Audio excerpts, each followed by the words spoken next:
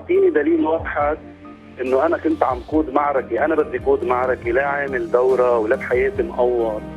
انا هيدي صور السلاح اللي شايفينها كلها وحطوها على الاعلام، هيدي صور قبل معركه عبره. كنت اتصور انا وحامل سلاح عادي، شو هالمشكله؟